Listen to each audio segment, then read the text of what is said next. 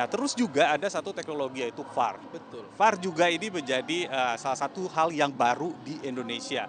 Nah, bagi Bang Adi nih, kalau VAR sekarang digunakan di Indonesia, dampak positifnya itu akan panjang nggak sih buat kita nih Indonesia sebagai tuan rumah? Karena ini juga baru pertama kali kan VAR Betul. digunain. VAR ini sebetulnya, wacana atau rencana yang memang sudah disiapkan sejak beberapa tahun yang lalu ya, untuk sepak bola Indonesia, tapi baru bisa dihadirkan saat ini di Piala Dunia U17, itu pun yang membawa FIFA. Bukan dari kita PSSI sebagai tuan rumah, ini yang membawa ke sini FIFA gitu. Jadi dengan adanya, VAR, di Piala Dunia U17 ini akan sangat, terutama untuk wasit ya, ini akan sangat membantu, wasit dalam setiap pengambilan, keputusan yang, krusial seperti mungkin penalti ataupun offside gitu. Tapi kedepannya untuk sepak bola Indonesia ini sejarah.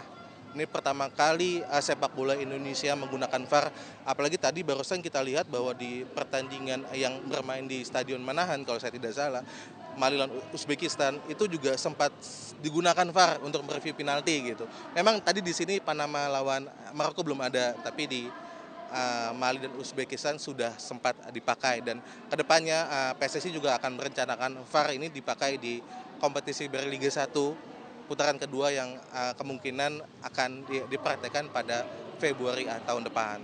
Berarti dampaknya sangat positif kan. Tapi nih dengan dampak positif, pemain-pemain Indonesia sebenarnya juga kurang familiar dengan VAR.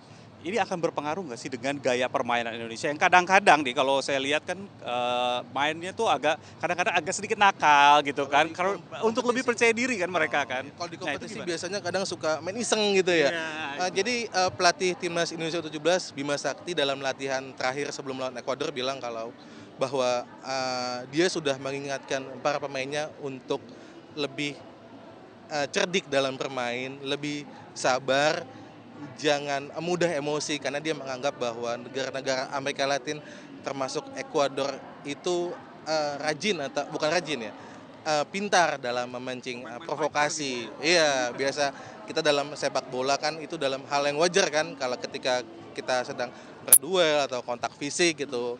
Apalagi di pengalaman-pengalaman sebelumnya di level usia timnas kita juga ada beberapa pemain yang masih mudah terpancing emosi gitu. Jadi dengan adanya VAR, pemain, diminta untuk lebih cerdik, lebih sabar, untuk tidak melakukan hal-hal yang aneh. Tapi akan keganggu nggak dengan performanya? Dengan akhirnya ditekan gitu gitu. Seharusnya enggak sih, kalau adanya VAR ini kan bisa melatih emosi kita juga gitu.